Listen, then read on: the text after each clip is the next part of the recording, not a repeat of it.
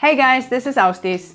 In this video, I want to give you some tips on how to set and review your monthly goals. This is the exact same process as I use myself every month to set clear and concise goals. I am well aware myself of what can be achieved with structured and consistent goal setting. If you don't know who I am, I managed to finish a PhD at the same time as I competed in 3 Olympics.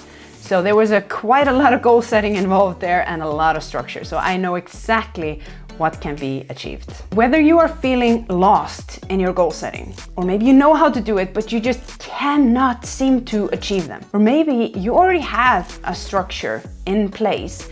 I think you can get some really good takeaways from this, so I recommend you check it out. I just want to say before I start that I do have a free monthly goal setting workbook that you can download, as I said, absolutely for free.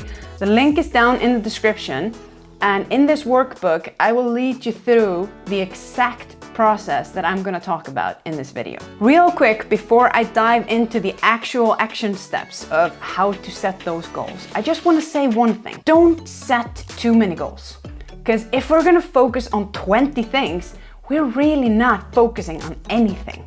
When I am setting goals for myself, I only set 3 goals every month, and I choose the most important ones.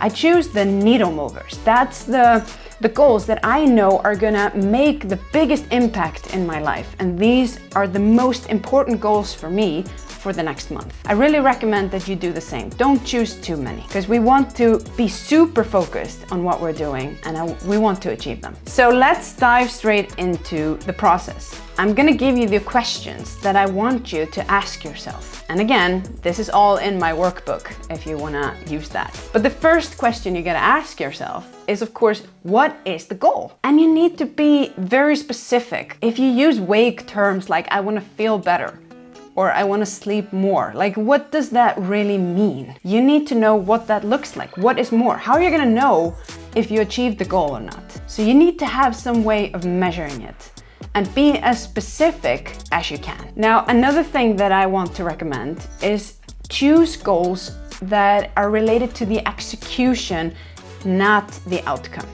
Now, what do I mean by that? Let's take, for example, if I had the goal of losing an X amount of weight. That is an outcome goal. There are so many factors involved that I cannot control.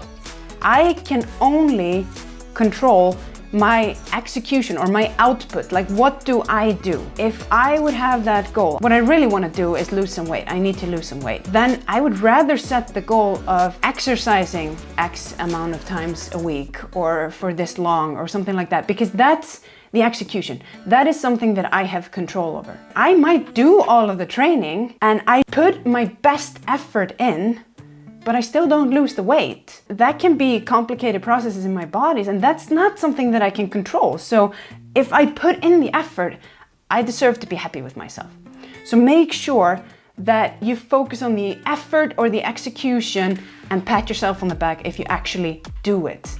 Sometimes we can't control the outcome, but we can do our best. Next thing you want to ask yourself is, why do you want it? What does this goal mean to you?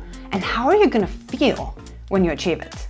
And I want you to write this down, because it's very powerful. We wanna have some encouragement, we wanna be pushed, and we wanna chase that goal. It gives you clarity for yourself to know what this means to you and why you want it. Then once you've written down why you want the goal, write down how you're gonna reward yourself. This is something that I know a lot of people struggle with, because you need to pat yourself on the back for a job well done. That's how you encourage yourself to keep going. If you just move on to the next goal straight away, then there's really no pleasure in chasing your goals. So make sure that you stop and you reward yourself. Give yourself that pat on the back and the acknowledgement of actually having done the effort. Now, this doesn't have to be anything spectacular. You can, for example, just say, if I reach this goal this month, then I'm gonna buy those pants that I've been wanting, or I'm gonna take 1 hour just for myself, for some self-care, or even just, I wanna go and have a date night with my husband, or go for a 10-minute walk by myself in peace and quiet. Whatever gives you pleasure. It doesn't have to be spectacular, but it needs to give you pleasure.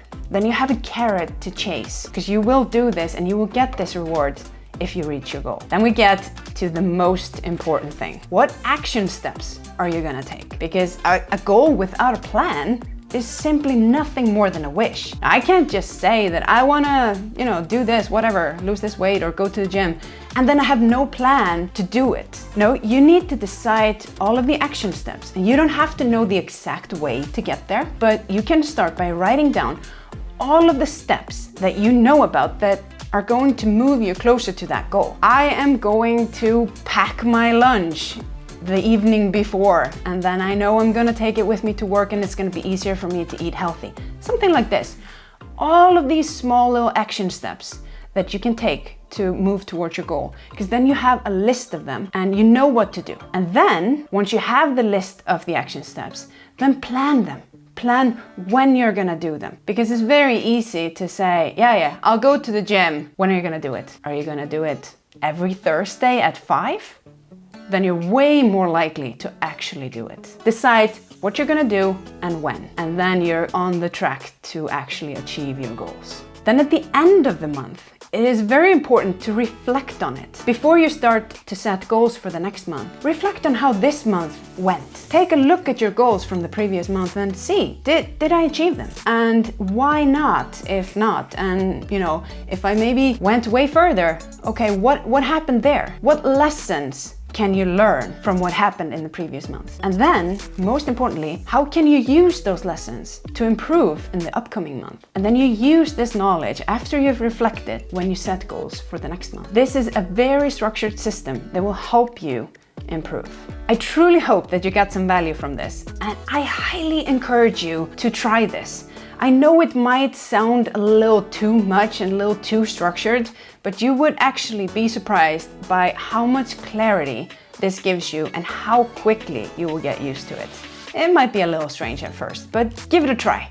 I really recommend it. You won't regret it. And again, I want to remind you, if you want this set up in a structured way, you can go ahead and download my monthly goal setting workbook. It's absolutely for free and the link is down in the description. And if you need more help, I also do offer one-on-one coaching in goal setting and mindset. So you can send me an email if you're interested. My email is also in the description. Thank you so much for watching and see you next time. Good luck.